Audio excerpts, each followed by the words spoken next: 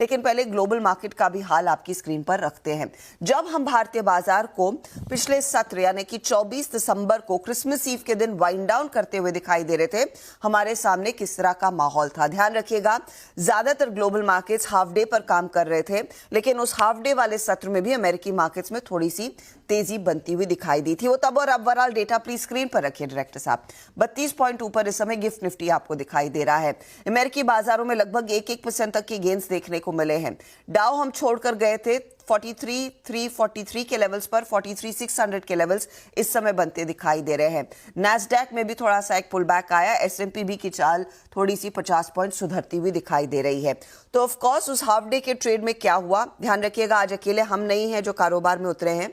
America में भी आज कारोबार रहेगा, तो उनकी बॉक्सिंग डे वाली छुट्टी है नहीं।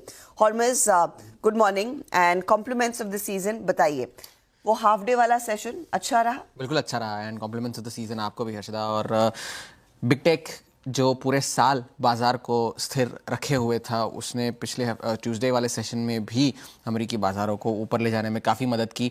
और सारे जो बेंचमार्क इंडिसेस थे वो 1% की तेज़ी के साथ बंद हुए, चाहे वो S&P हो, नैस्डैक हो या डाउ जोन्स हो। डाउ जोन्स जो अंडर परफॉर्म करता रहा है पिछले कई दिनों से, उसने भी 1% की तेज़ी दिखाई।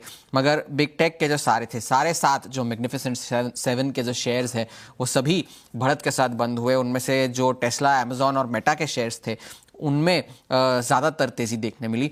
और वो इसलिए क्योंकि जो सेमीकंडक्टर्स के चाइना के जो चिप्स है उस पर अमेरिका ने जांच शुरू की है, और उस वजह से जो चिप स्टॉक्स है उसमें थोड़ी सी रैली देखने मिली मंगलवार के सेशन में।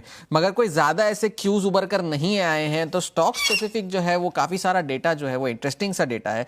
बात हम टेस्ला की कर रहे हैं, क्योंकि अगर आप देखें ईयर टू डेट, अगर आप देखें टेस्ला को तो 80% का उछाल देखने मिला है हमें। मगर 23 अक्टूबर को जो लो बनाया था टेस्ला ने वो 212 का था, $212 का।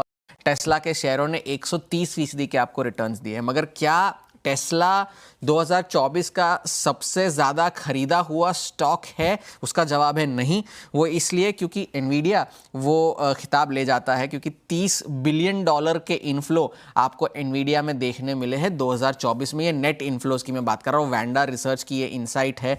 और काफ़ी सारे ETFs भी इसमें शुमार है। S&P 500 का जो ETF है उसमें $15 बिलियन के इन्फ्लोज हमें देखने मिले। ये QQQ ये जो ETF है वो जो टेक स्टॉक्स में निवेश करता है उसमें भी लगभग $10 बिलियन के आपको इन्फ्लोज देखने मिले। और टेस्ला की अगर हम बात करें तो $15 बिलियन के इन्फ्लोज हमें देखने मिले। और वो ज़्यादातर ये अक्टूबर से दिसंबर के जो अंतराल के बीच में जो ट्रम्प ट्रेड जो चली है उसमें ज़्यादा देखने मिले हैं। अब ये सेंटा रैली, जो आप कह सकते हैं कि सेंटा रैली की शुरुआत हुई है, क्योंकि ये जो फेज़ है 24 दिसंबर से लेकर 2 जनवरी तक, उसे US में सेंटा रैली के तौर पर कहा जाता है। और आमतौर पर S&P 500 जो है लगभग 1.5% के रिटर्न्स आपको इस दौरान देता है, जबकि जो औसतन 7 दिन का जो रिटर्न होता है वो 0.3% का होता है।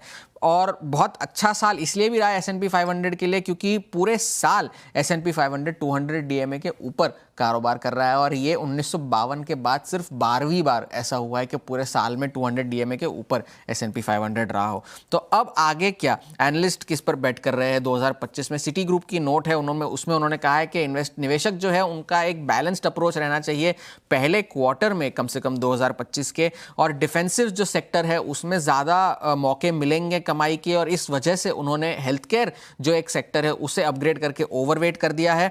और ग्रोथ जो स्टॉक्स है, सारे जो टेक नेम्स जिसे आप कह सकते हैं, उसमें वो ज़्यादा मजबूत फंडामेंटल्स की तलाश कर रहे हैं वैल्यूएशन के मुकाबले में। तो और कौन से सेक्टर्स जिसमें वो ओवरवेट है? मीडिया है, इंटरनेट है, सेमीकंडक्टर्स है, इसमें वो ओवरवेट है। और सॉफ्टवेयर के सेक्टर को उन्होंने मार्केट वेट कर दिया, जैसे आप न्यूट्रल कह सकते हैं।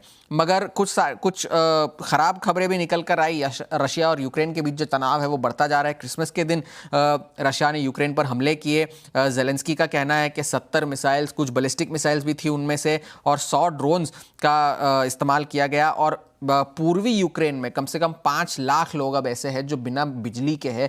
और ये जो ठंड का जो मौसम है वहाँ पर उस वक्त हीटर्स की कमी है इस हमले की वजह से। जो बाइडेन ने भी इस हमले की निंदा की है और उन्होंने कहा है कि अमेरिका जो है वो यूक्रेन को हथियार सप्लाई करता रहेगा, ये उन्होंने आश्वस्त किया है। और चीन में भी कुछ क्यूज निकल कर आया है कि पीबीओसी ने कल जो है जो 1 ईयर प्राइम लेंडिंग रेट है उसमें कोई बदलाव नहीं किया है, 2% के स्तर पर ही रखा है। और वो इसलिए भी हो सकता है क्योंकि जो ट्रंप के आने के बाद जो ट्रेड टेंशन्स जो बढ़ सकती है उस वजह से, और उन्होंने कहा भी है कि अगले साल जो है 30 से 40 बेसिस पॉइंट्स में दरों में कमी आ सकती है, तो उस वजह से फिलहाल कोई बदलाव नहीं किया गया है। तो सेंटा रैली की शुरुआत तो हो चुकी है यूएस में, और अब देखना है कि इस पर भारतीय बाजारों पर क्या असर होता है।